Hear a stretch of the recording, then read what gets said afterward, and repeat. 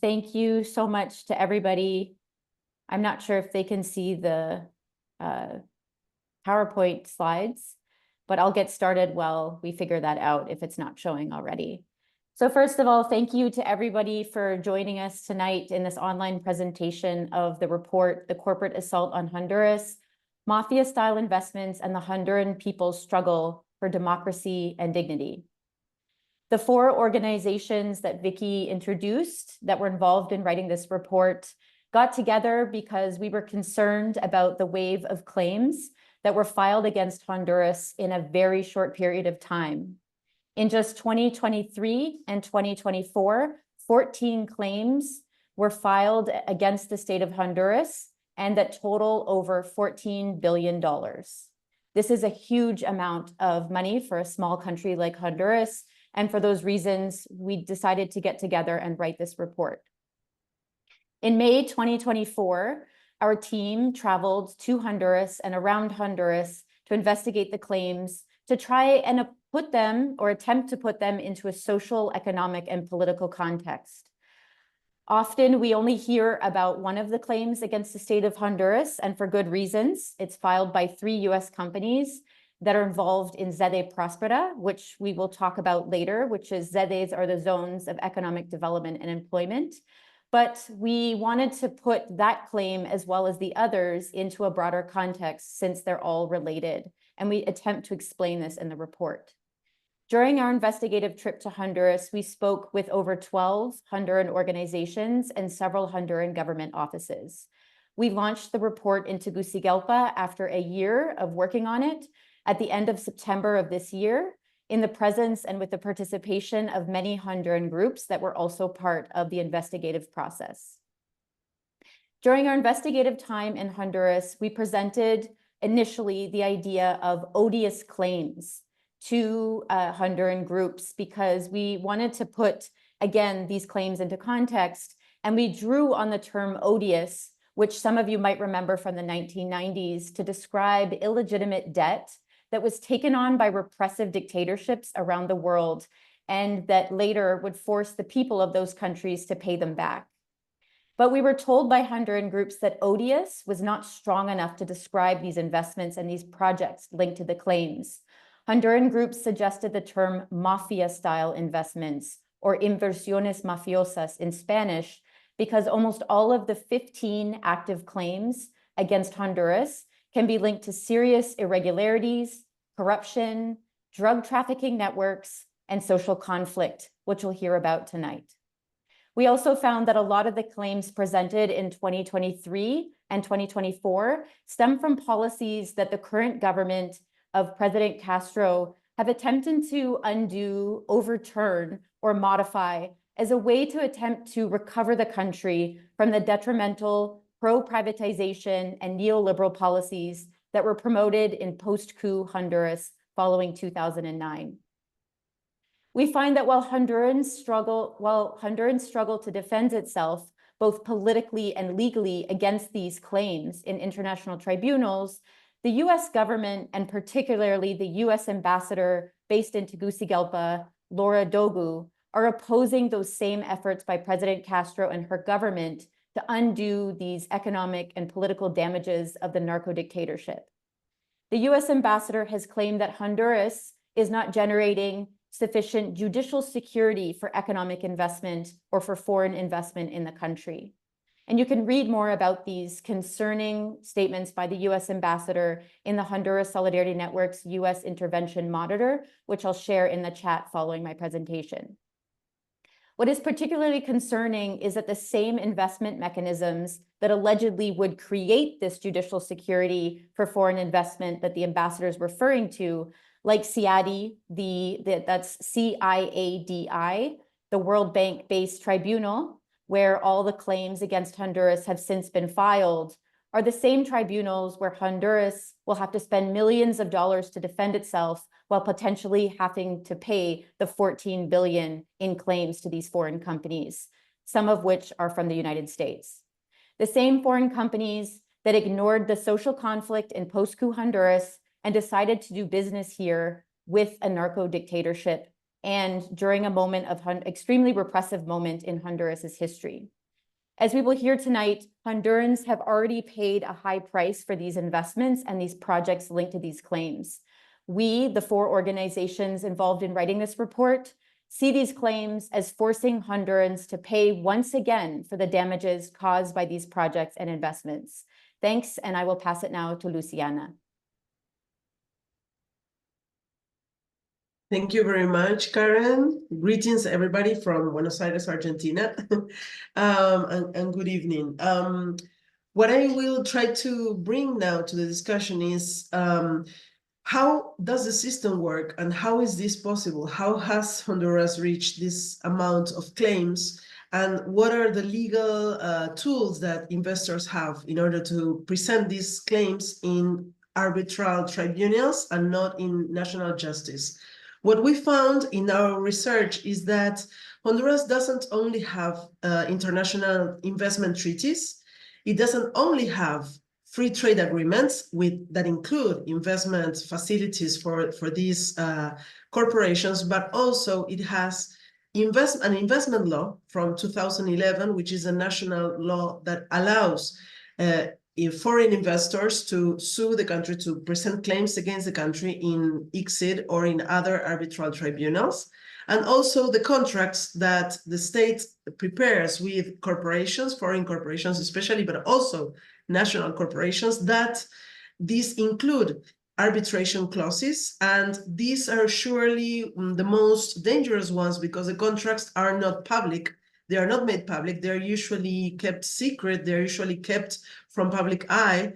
And in difference to the FTAs, to the bilateral investment treaties and the free trade agreements, what we find is that these tools are public because they are international treaties. But in the case of contracts, we don't get the information of what has been given as priorities for the corporation.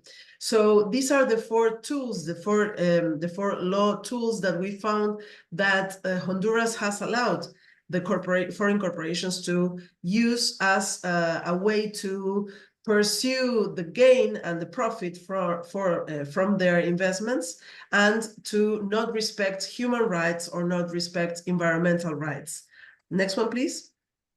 So how does this system work? Well, this system is, first of all, we have to understand that we're talking about a unilateral tool.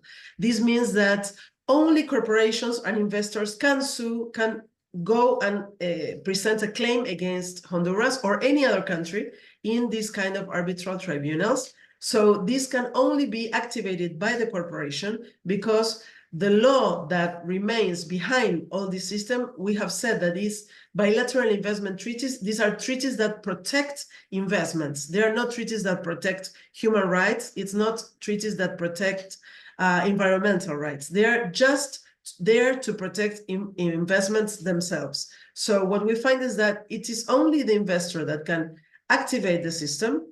They present this claim. They get very important law firms, mostly in the global north. These law firms. We found also in our research that in the cases against Honduras, the law firm that has been used the most is White and Case. 9 of the claims against Honduras, or no, sorry, more than 9 of the claims against Honduras are with the White and Case law firm, which is something that is very normal in other countries as well, where there are some law firms that we can say specialize in the claims against particular countries and in particular moments of history in the past 25 years. Then also we have to say that who are the people that decide in this system? The people that decide in this system are arbitrators. Who are the arbitrators? Arbitrators are private lawyers that become arbitrators. They are not necessarily special judges. They are not judges. Judges in national justice have to go through different tests, through different moments where they are elected as judges. In the case of arbitrators, this doesn't work like that. They are just these private lawyers that can become an arbitrator at one moment of their lives and then stop being one. Why would they do this? Well, because we're talking about a very, very profitable system for these people, for the law firms, for the arbitrators, that it has become a kind of elite of arbitrators that are the ones that decide against most of the countries. So we have on the one hand, all these people, or this small amount of people that get a profit from the system. And then on the other hand, we have the countries and the big populations that are affected by investments, and they don't have a say, they don't have a voice inside of these processes, but the arbitrators have more power in the decision making of how these all these claims move forward. So the next one, please. So what we saw is that Honduras has 8 bilateral investment treaties. So these bilateral investment treaties are, as we said before, bilateral with other countries. For example, one of the treaties that has been activated in the recent past is the treaty with Spain, bilateral investment treaty with Spain. In one of the claims that got to be there in August, only 2 months ago, before the withdrawal of Honduras from ICSID took place. Then, as we said before, Honduras has free trade agreements. One that has been really problematic is the CAFTA, is what is usually called Dr. CAFTA, which is the Central American Free Trade Agreement plus Dominican Republic. One of the most notorious or outrageous claims against Honduras is through the CAFTA, which is Prospera case, for example, and they have been using this free trade agreement that includes an investment chapter. Then also, as we said before, the 2011 law is really problematic also because this law, which has to be discussed in Honduras, this is one of the things that we have found, is that it is a problematic law and it should be discussed inside Honduran politics, because this law gives arbitration to all the investors in the world. So it doesn't necessarily, it's not necessarily bilateral as with the bilateral investment treaties, where it is Honduras, Spain, Honduras, Germany, Honduras, US, but it is to all the investors all over the world. So this is very problematic in the countries that have this kind of laws. And in the last part, we said also the contracts, which what we want to bring from here is that it has been very important that Honduras left ICSID. We find that that has been a very courageous, very important step. But as we see in this research that we have been doing, it has not been enough. It will not be enough, because ICSID is only one of the arbitration fora that investors can use. They can go to any arbitration fora that we see worldwide. There are other fora that are used besides ICSID, like, for example, the International Chamber of Commerce or the Stockholm Chamber of Commerce, and so on, because there are many Chamber of Commerce that have founded their own arbitration institutions, so investors can actually go to any of these. So what we want to bring with this research also is this idea that it is very good that Honduras left ICSID, but other steps need to be taken forward in order to revisit all these laws, all these different benefits that investors have been given in all these 4 legal avenues that Honduras has been moving forward. So I will end here and I will give the word now to Jen Moore. Thank you. Thanks very much, Luciana. I'm going to try to very briefly introduce some of our findings in terms of the specific corporate claims that have been brought against Honduras, especially since 2023, and introduce really briefly 3 of the cases, all of which involve US investors that we have special guests here from Honduras to speak to in more depth. So just to summarize really quickly, since this recent wave of cases against Honduras, it really is quite a new experience, let's say, for the country. Prior to 2017, prior to the coup, really, there was only 3 claims that had been brought, all of them under contract-based agreements. And since that time, another 16 cases, 15 of which are now in pending. The bulk of these cases correspond to reforms and projects and investments that were promoted after the military-based coup, the military-backed coup, to deepen privatization of the energy sector, of the National Energy Corporation, basically a process of fragmenting and selling it off and turning to private generation of electricity in the country, public partnerships in infrastructure, as well as the establishment of these libertarian territories that Karen has already described as the economic development and employment zones known as sedes. So the bulk of the cases, 7 with regards to energy reforms that the current government of Xiomara Castro is trying to reform, to renegotiate very high electricity prices that are currently being spent by the state in the country, and to rescue the National Energy Company, as well as 5 cases that pertain to public-private partnerships in the infrastructure area, and then 1 pertaining to sedes. Another third of the cases, or a third of these pending cases, also pertain to investments that created social conflict, that led to uprisings by the population or protests because of the unfair and unjust terms and harms that these entailed. And just to summarize really briefly a few of these cases that our guests will speak in more depth to, the first and the one that has been most well disseminated and discussed and debated so far is that of Honduras Prospera. This case that's been brought under the Dominican Republic Central America Free Trade Agreement with the US for nearly $11 billion. That's almost 3 times the approved public investment plan for this year. A horrendous amount of money that really truly is unpayable by Hondurans, and that's something that has even been stated as recognized by the investors themselves. This goes beyond the money. This is about pressuring the state of Honduras to either not continue with the repeal of the legal framework for the sedes, or not to take effective action against the investments of Honduras Prospera, something that we know is the chill effect that I'll touch on briefly. And I'm hoping that our guest Joaquin Mejia will speak a bit further to how this investment didn't even meet the legal requirements when they were in place to establish this special employment and economic development zone that pretends to be a sort of maximum autonomy from the state in terms of taxation, legal, and administrative autonomy, but nonetheless has brought this claim against Honduras for such an extraordinary amount of money. The second case that we're going to hear about in more depth from our guests, Carlos and Reina, who are part of the leadership of the community Los Castaños de Choloma, a municipality very close to San Pedro Sula, and largely populated by factory workers to whom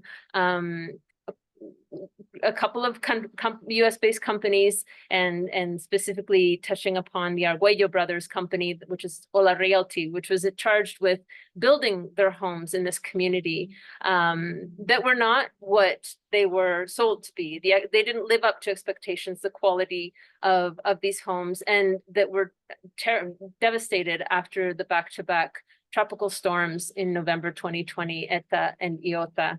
And since which time, the community has been struggling hard to take back and fight to take control over the administration of their community. This claim has been brought for $100 million plus $2 million in damages, moral damages. We're not really sure what that constitutes. And I think it's important to underscore that there's a limitation to how these what we know about what these companies are arguing to justify their claims, given that so far all of the documentation in terms of these specific disputes remains undisclosed.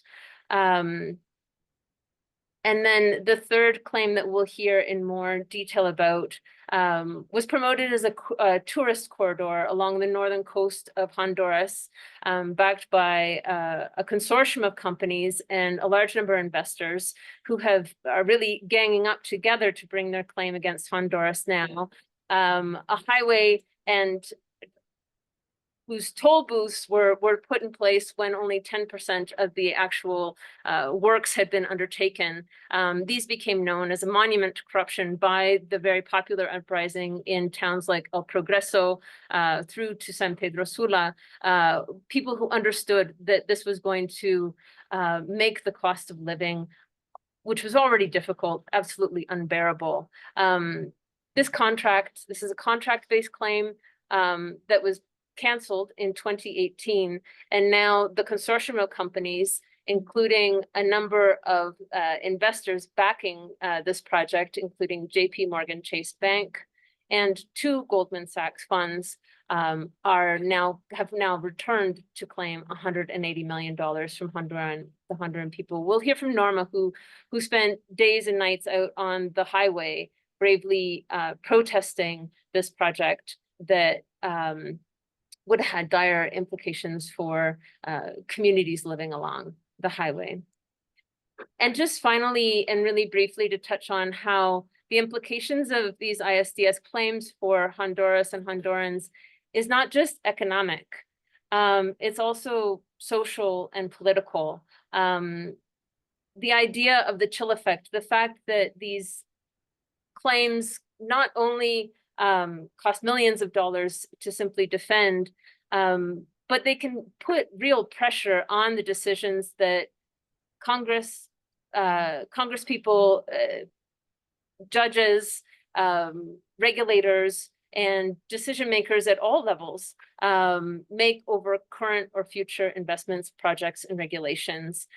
This is very clear in the case of Sede Prospera, which is very clearly fighting back against the repeal of the legal framework, allowing these sort of charter territories, these autonomous territories within Honduras. It is also very clear in terms of the onslaught of claims against the energy reforms and trying to open up negotiations under duress with the government, etc.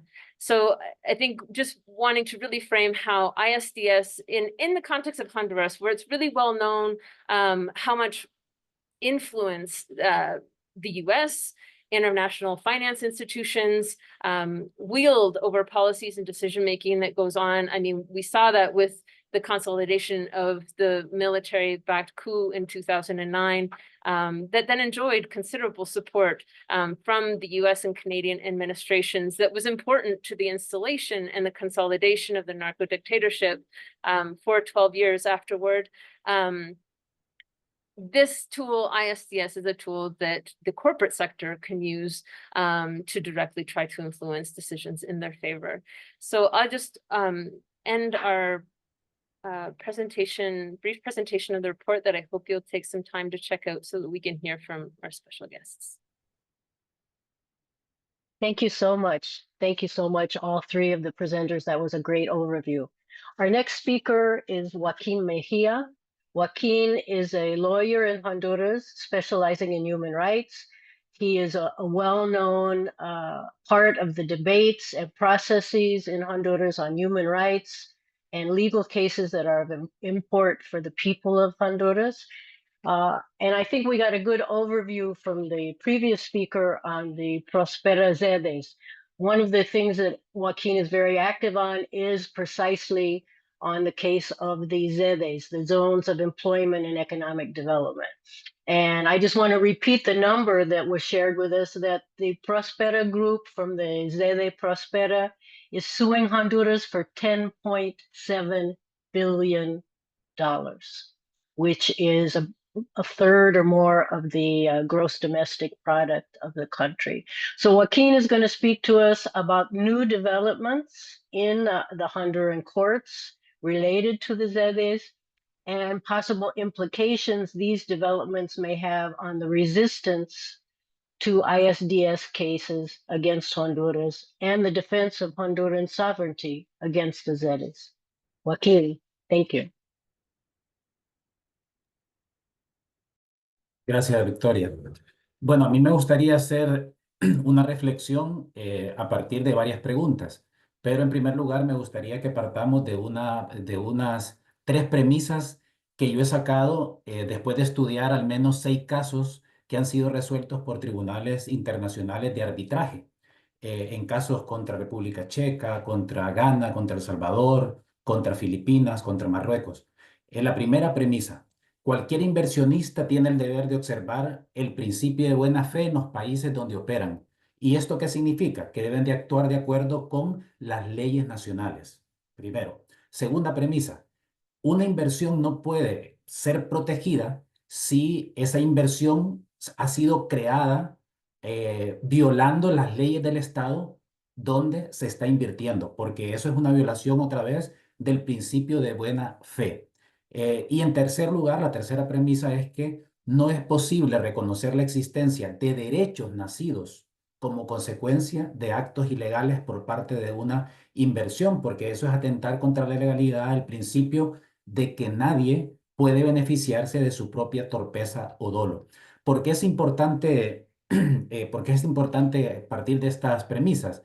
Porque estos nos llevan a hacernos dos preguntas que me parecen a mí que son fundamentales en el caso de la sede próspera y otras sedes o de las autoproclamadas sedes en Honduras. La primera pregunta es: ¿las inversiones que se autoproclaman como sedes en Honduras, próspera o cualquiera, cumplieron con los requisitos legales para constituirse como una sede? Y en ese sentido, lo primero que hay que recordar es que el artículo 329 de la Constitución, que fue reformado para crear las sedes, y el artículo 38 de la propia Ley Orgánica de las Sedes establecen cuáles son los requisitos para crear una sede. Primer requisito: debe de ser creada por el Congreso Nacional, únicamente por el Congreso Nacional, y además es una atribución exclusiva del Congreso. Segundo requisito: la creación de la sede debe ser realizada por una votación de mayoría calificada, es decir, que debe de tener el voto de al menos 86 personas diputadas. Y tercer requisito: previamente, las 2/3 partes de la ciudadanía donde se va a instalar la sede debe de aprobar la creación de la sede a través de un plebiscito. Sin embargo, este requisito del plebiscito no va a ser necesario, dice la legalidad nuestra, para aquellos regímenes especiales que sean creados en zonas de baja densidad poblacional, siempre y cuando reúnan dos condiciones. La primera condición es que la zona donde se pretende instalar la sede realmente tenga baja densidad poblacional, es decir, que haya poca población. Y segundo, que el Instituto Nacional de Estadísticas sea la que calcule esa densidad poblacional y emita un dictamen en donde diga que esa zona donde se va a crear una sede y que no se necesita un plebiscito de la ciudadanía, pues que esa zona tiene una baja densidad poblacional. Y eso es sumamente importante. Segunda pregunta: ¿las sedes pueden ser creadas por un órgano distinto al Congreso Nacional, como por ejemplo un órgano que habla la Ley Orgánica de las Sedes, que es el Comité para la Adopción de Buenas Prácticas? Pues no es legalmente posible por tres razones. Primero, el artículo 329 constitucional que ya mencioné establece claramente que la creación de las sedes es atribución exclusiva del Congreso Nacional. Y el artículo 38 de la Ley Orgánica de la Sede establecía que al Congreso Nacional le corresponde la creación de la sede mediante un decreto. Segunda razón: el artículo 206 constitucional señala que las facultades que tiene el Congreso son indelegables, es decir, que no se pueden pasar a otros actores, excepto una: la de recibir la promesa constitucional a los altos funcionarios del Estado. Y tercera razón por la cual la sede no puede ser creada por un órgano distinto al Congreso es que ninguna de las 10 funciones que el artículo 11 de la Ley Orgánica de la Sede le atribuye a ese comité para la adopción de buenas prácticas le faculta para crear una sede. En ese sentido, con todo esto, esto nos lleva a una reflexión final, y que también hay que hacer uso de dos artículos de la Constitución, que son el 221 y el 255, que dicen que todos los actos administrativos que deban producir efectos jurídicos deben de ser publicados en el Diario Oficial La Gaceta. ¿Por qué he dicho todo esto que acabo de mencionar? porque para determinar si Próspera es realmente una sede y está protegida por la ley orgánica de la sede y por todos esos normativas que ellos están aduciendo, es necesario determinar si realmente opera legalmente en el país para ver si respeta ese principio de buena fe y el principio de legalidad. Y para determinar si opera legalmente el país, entonces hay que ver si cumplió con los requisitos para que fuera creada.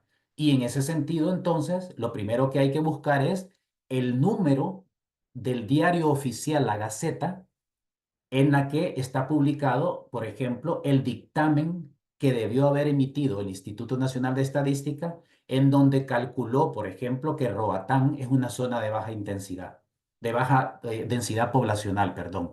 Entonces se tiene que publicar en el diario oficial La Gaceta. Y en segundo lugar, debemos de revisar el número del diario oficial La Gaceta en la que se publica el decreto que ordena la Constitución y la propia ley orgánica de la sede de creación de la sede próspera por parte del Congreso Nacional, consignando el voto de al menos 86 personas diputadas. Hasta el momento, no hay evidencia de que las autollamadas sede en el país como próspera hayan cumplido con esos requisitos, porque hasta el momento no han podido demostrar ni han podido enseñar dónde están publicados esos decretos en el diario oficial La Gaceta, como lo ordena la legalidad, para determinar si cumplieron o no con sus requisitos de creación. Y esto entonces nos hace terminar con una pregunta. ¿De quién es la responsabilidad del incumplimiento de esos requisitos? ¿De las empresas o del Estado? Y por eso es importante con lo que comencé, la importancia que tiene de que no se puede proteger inversiones que han irrespetado la legalidad nacional. Y en ese sentido, recientemente, la Sala de lo Constitucional de la Corte Suprema de Justicia, por mayoría de votos, determinó que toda la legislación constitucional y secundaria legal de las sedes era obviamente una aberración, como lo habíamos venido sosteniendo muchos juristas, y que era inconstitucional. Y determinó que todo volvía al principio y todo lo que se ha hecho alrededor de las sedes es como si nunca existió. Y en ese sentido, esto es importante, lo que acabo de mencionar, porque resulta ser que ni siquiera las propias sedes cumplieron ni con la Constitución ni con su propia ley orgánica para poder crearse de acuerdo con la legalidad. En ese sentido, a mí me parece que es sumamente importante porque aquí vamos a definir realmente cuál es el papel de estos tribunales como el CIAD y de estos tribunales arbitrales internacionales, porque a todas luces, a la luz de lo que algunos de ellos han dicho en varios casos, como los que mencioné al principio, cualquier inversionista tiene esa obligación, y termino con esto, de observar el principio de buena fe, es decir, actuar dentro de la legalidad, porque no pueden invocar o exigir que tienen unos derechos cuando esos supuestos derechos son consecuencia de actos ilegales y en este caso de actos que ni siquiera existen porque la inversión que ha hecho Próspera en Roatán es una inversión como cualquier otra y que debe ser regida por una ley nacional muy concreta sobre inversiones extranjeras, pero no puede considerarse una sede a la luz de lo que hemos planteado hasta el momento.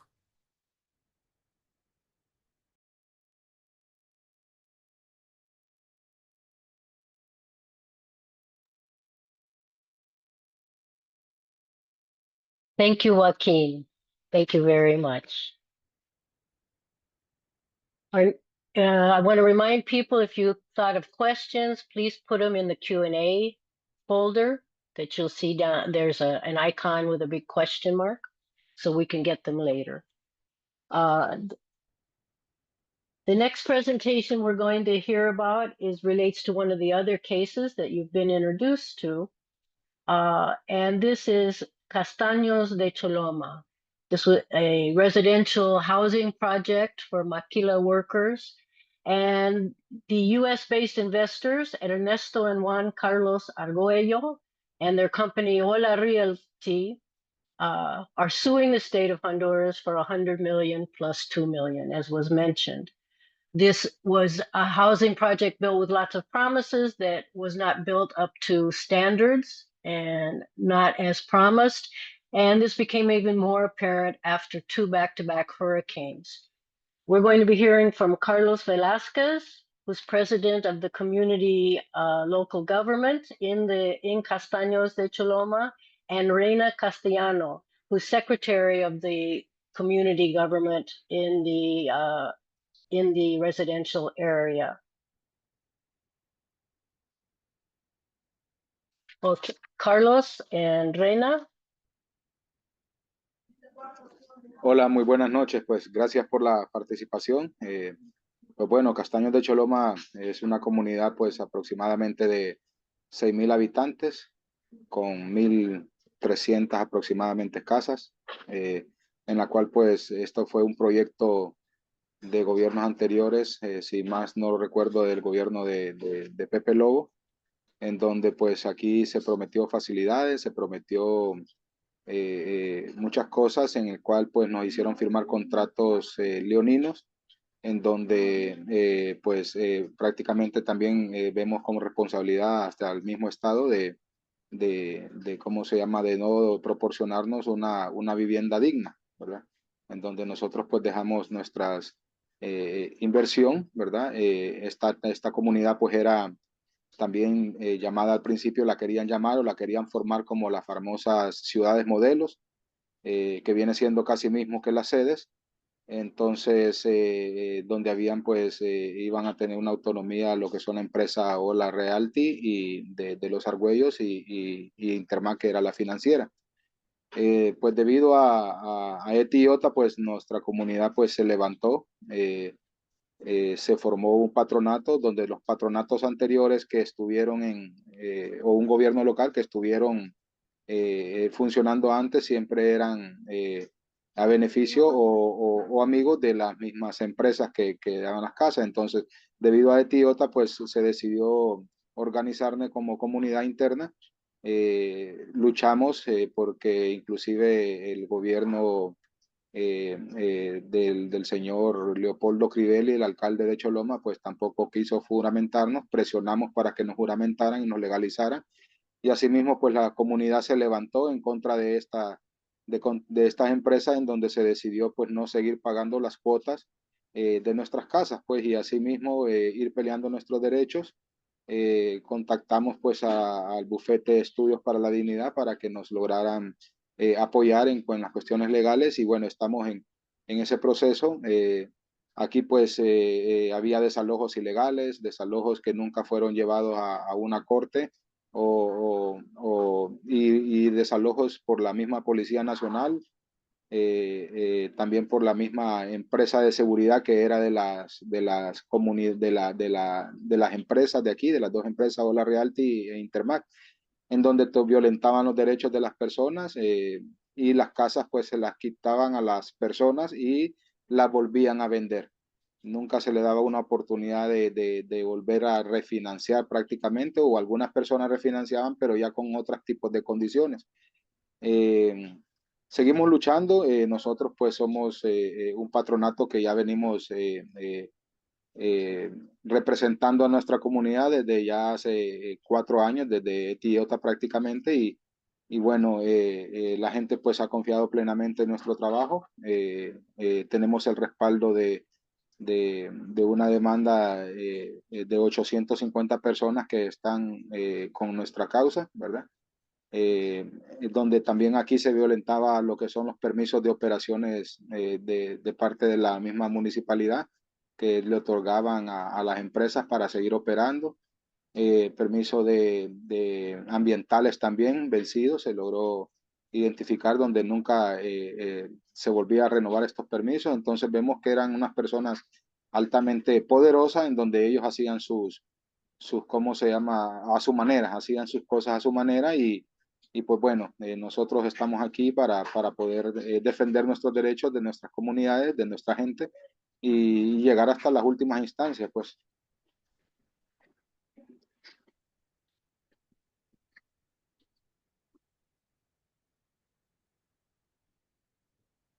No sé si la compañera Reina va a aportar algo.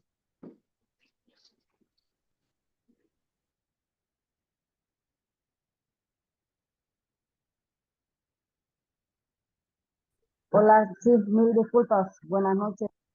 Pues nada más aquí confirmar lo que dice nuestro compañero Carlos Velázquez. Todo el fraude que vivimos, pues aquí, desde que nos vendieron estas casas, realmente de muy mala calidad. Todo desde un principio fue realmente un fraude. Y es tan vergonzoso que esta gente quiera ahora venir a demandar al gobierno de Honduras. Si aquí los que fuimos estafados fuimos nosotros, toda la comunidad.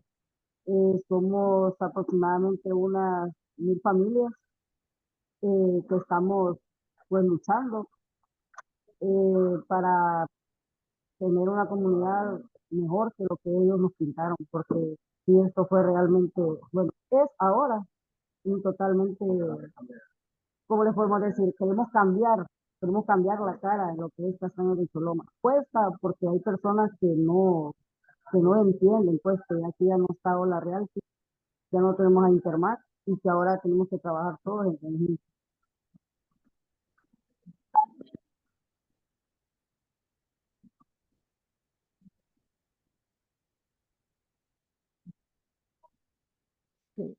Bueno, nada más. Anything else from Carlos and Reina? No. Thank you very much, Carlos and Reina.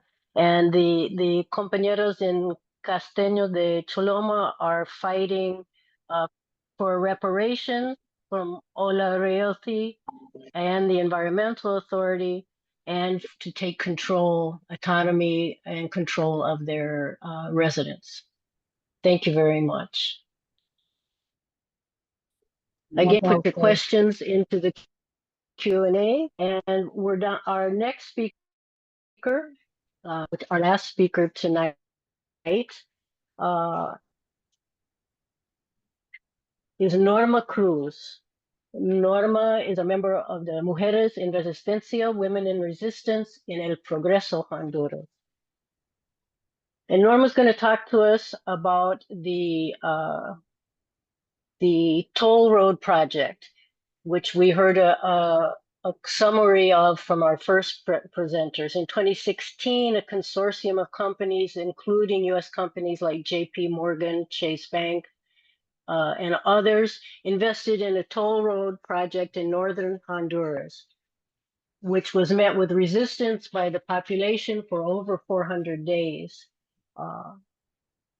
And the contract was canceled in 2018, but now that consortium has filed a claim against Honduras for $180 million. Norma Cruz is one of the many women in Progreso who participated in that resistance for more than 400 days, blocking toll roads, protesting, and we're active daily in an encampment right next to the toll roads. She's going to tell us about the impacts of the project for her community and why Hondurans opposed this project. Norma.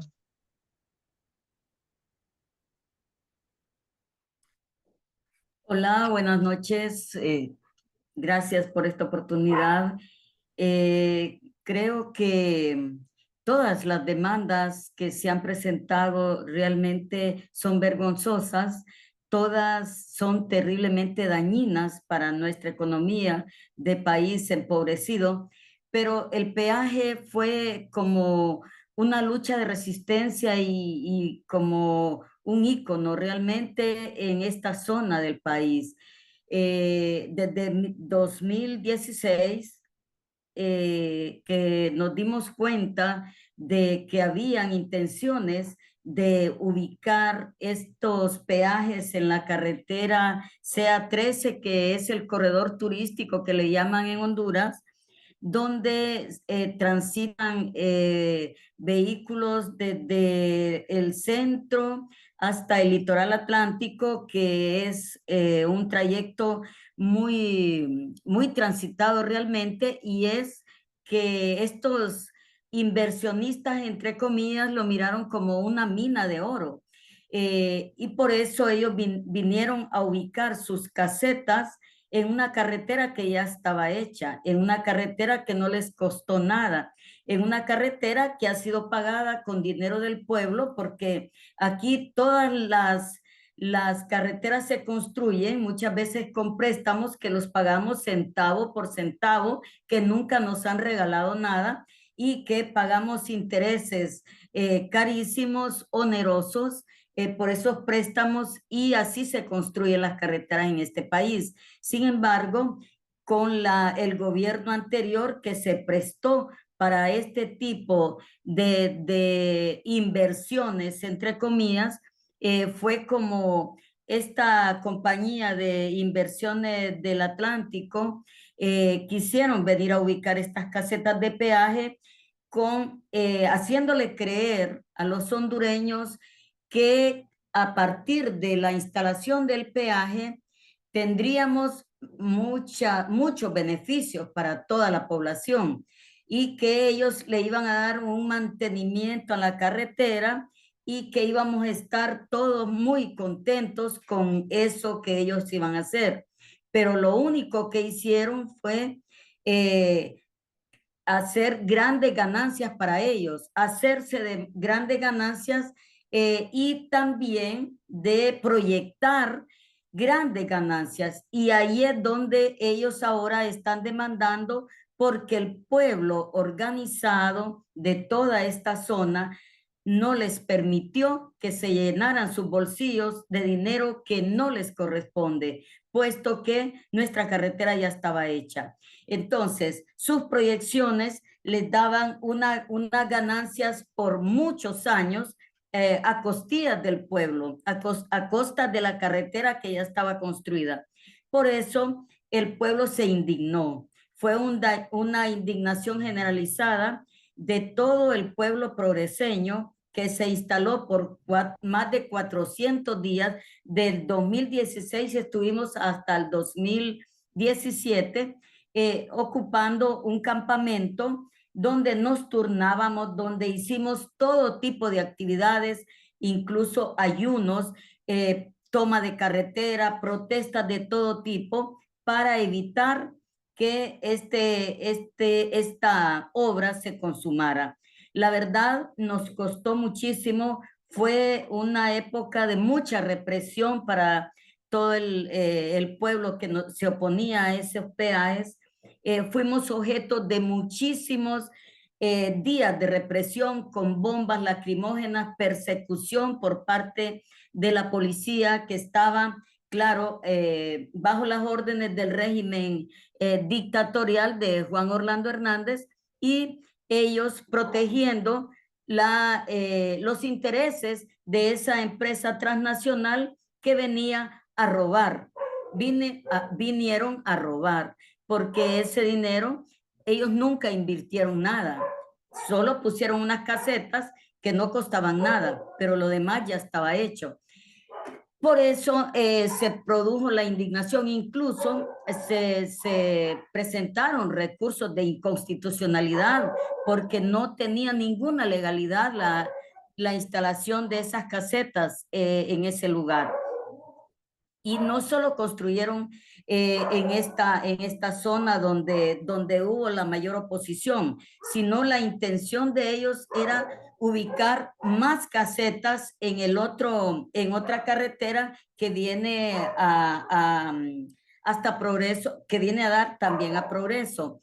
Y gracias a esa oposición, a la resistencia del pueblo progreseño, eso no se pudo dar.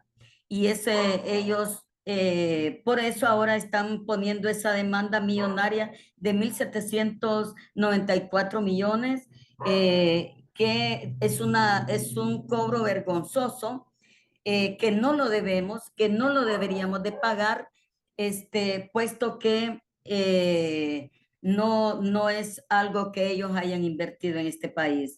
Es muy importante comentar que a esta lucha del pueblo progreseño se sumaron otros sectores, otras regiones del país que miraban con mucha simpatía la oposición que hicimos a estas casetas de peaje. ¿Qué implica el peaje para el pueblo pobre?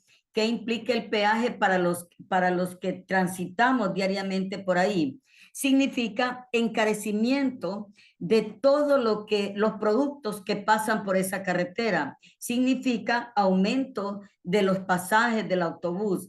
Significa un mayor sacrificio económico para todos los que nos conducimos por esa carretera. Y por esa razón había esa oposición que fue muy fuerte, que fue muy digna, que fue muy justa, y por lo tanto consideramos que esa demanda es vergonzosa, que ese dinero no lo debemos de pagar y nos vamos a oponer, nos vamos a organizar, vamos a reclamar y hacer las acciones que sean necesarias para que este pueblo no cargue con una deuda que no debemos.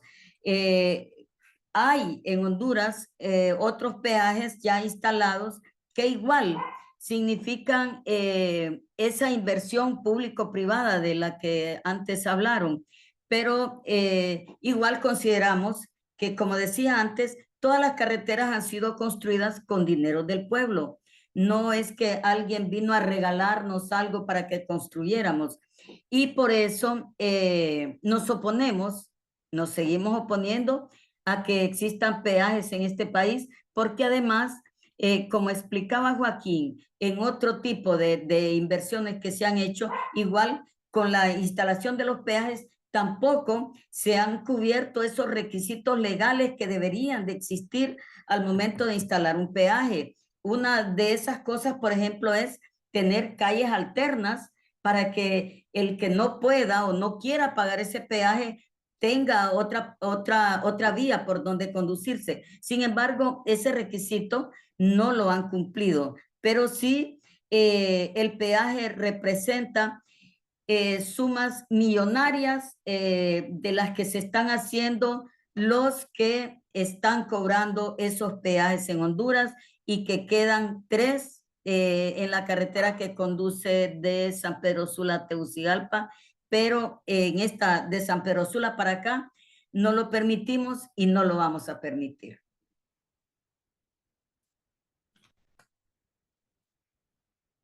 ¿Está el tiempo o hay más tiempo? No, desafortunadamente, no, I'm sorry. We do need to close out the presentation. We have only a few minutes left and questions related to the. Thank you so much, Norma. So to go to questions, we have a handful of questions and only a few minutes left in our time. I'm going to stick to the questions that relate to the presentations. And if there's time, we could take 1 or 2 that are broader. So the first question I think would go to Jen, and it's a 2-part question. 1, how is the report being distributed in Canada? And is there a letter to send to the political folks? And maybe you could talk about the action in the US in that as well, Jen, which we're sharing the link in the chat. Sure, thanks very much, Vicky. The distribution in Canada, in general in English, is happening through digitally, and perhaps we can put the link again to the report where all of the versions, both in English and Spanish, can be found online. I will just pull that up and put that in the chat, and maybe really and then comment about the letter. The action that we're promoting this evening is directed to the Trade Department in the US, calling on the US government to withdraw ISDS from all of existing agreements and not to sign any new agreements that contain ISDS. This would not be strange. The current administration has committed not to sign new agreements that include ISDS, and notably, as Judy mentioned in the chat, in the renegotiations of the North American Free Trade Agreement, ISDS was eliminated between Canada and the US. It was modified, the terms under which corporations can bring ISDS against Mexico from the US, but not fully eliminated. And I think just as a side note, and for those Canadians in the audience, I think the Canadian Trade Minister didn't care that it was being eliminated between Canada and Mexico because both are still were already parties to the Trans-Pacific Agreement. So Canadian corporations have recourse against Mexico through that agreement. But nonetheless, there has been considerable controversy over ISDS growing in North America and around the world. So the letter is calling on the Trade Minister to urge and make sure that the incoming US administration would remove ISDS from existing agreements and not agree to any new ones that would include it. Thank you. There's a question here from Mary, written in Spanish. Gracias a los compañeros de Choloma. ¿Cuál o qué es la base de la demanda por parte de la empresa en contra de Honduras? Vicky, I'm wondering if I can just touch on that briefly, because I think, and then if there's any further, if Carlos and Reina want to comment just further on the dispute, because there's very little information about the actual arguments. Within the documentation with regards to the company's suit against Honduras has not been made public. So we don't have the full explanations of the Arguello brothers' arguments as to how it is that they've calculated $102 million or why they feel like they're justified to bring this case. What has been reported in the press is that they are claiming that their rights to fair treatment and full protection and security and against expropriation have been violated. And it's just really briefly to note that the concept of fair treatment is very vague, deliberately vague. It can be interpreted in many ways by arbitration panels. It's one of the investor rights that's most frequently claimed by investors in their claims against states. And the piece around full protection and security, and maybe Carlos has a further comment here, we've seen in other cases in the mining sector, for instance, that companies will claim full protection and security when affected communities or workers are jeopardizing access to their investments through protests or through other measures that they would like the state to further protect them against their people, basically. We've seen this claimed in cases in Guatemala and Colombia where communities and workers have risen up against mines or have protested in defense of their rights, and companies have asserted this claim in their ISDS claims against the government. So maybe Carlos can maybe briefly mention the sorts of actions that the community of Castaños de Choloma has taken, particularly since ETA y Eneyota, to protest the company's role in the community and how they've been asserting their rights to dignified housing and to community ownership and management over the community, to kind of infer from that what the company could be arguing, but we don't know explicitly what that is. But perhaps Carlos would like to speak to a bit more the actions that the community has taken.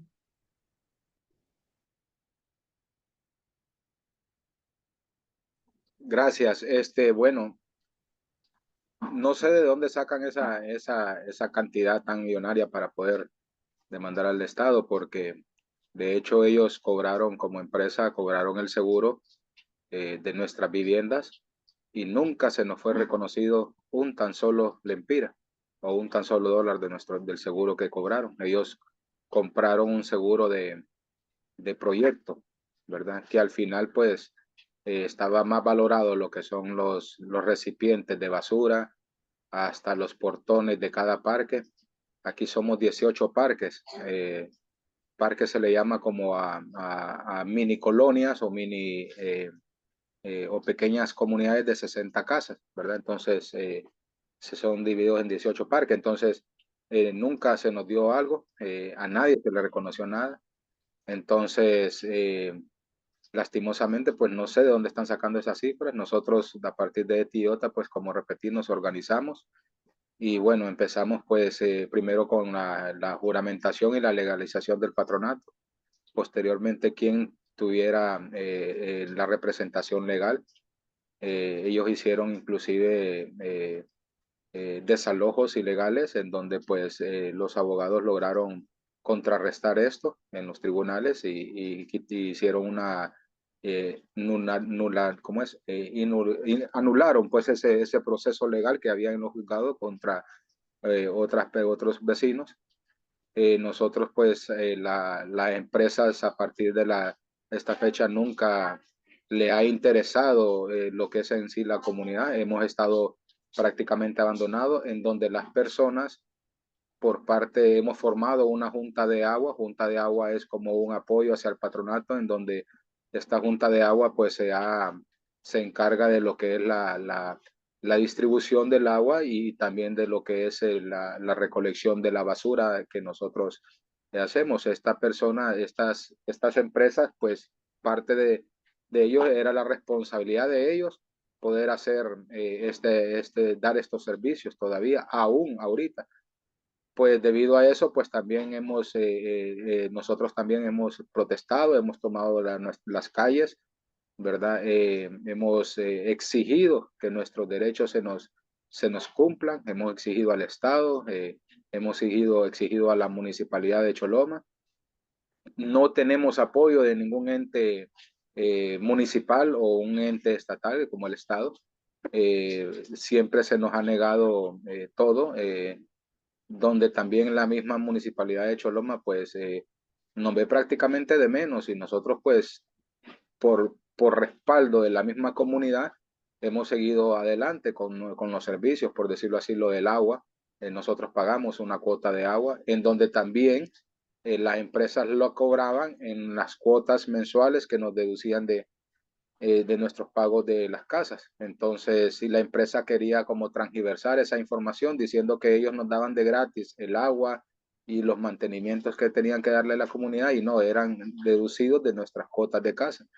Entonces ellos pues siempre han mentido, siempre han querido vernos y ponernos en contra a nuestra misma gente, pero la gente ha caído en razón pues en que este patronato pues está trabajando por el bienestar de nuestra comunidad, por el bienestar de nuestros hijos. La seguridad también que había interna dentro de Castaños de Choloma era una seguridad que solamente vigilaba los intereses de las empresas. Por decir así, los intereses, estamos hablando de las oficinas de ellos. Aquí siempre hubieron robos y ellos nunca se hacían responsables de lo que se robaban, habiendo una seguridad privada, ¿verdad? Pagando nosotros una seguridad privada. Y para lo que ellos siempre se prestaban eran para los desalojos ilegales que estas empresas pues hacían. Entonces, seguimos nosotros aquí, también los permisos vencidos también. Hay una denuncia puesta en ¿cómo se llama? Ahorita se me va el nombre, pero es una denuncia porque los permisos de operaciones ¿cómo se llama? Municipales fueron vencidos y también los permisos ambientales, ¿verdad? Entonces nosotros tenemos denuncias interpuestas, hemos sido perseguidos también, hemos sido amenazados a muerte. Tenemos denuncias en el CONADE de Derechos Humanos donde hemos sido perseguidos y culpados también que si nos pasa algo, ¿quiénes son los responsables de si nos llega a pasar algo físicamente o a nuestras familias? Ellos trataron de amedrentarnos, de meternos miedo, difamando también nuestros nombres, nuestras familias, ¿verdad? Pero no lo han logrado. Aquí estamos pues ya sobre 4 años en esto y no lo han logrado y pues vamos a seguir hasta donde primeramente Dios lo permita y hasta donde la comunidad nos respalde.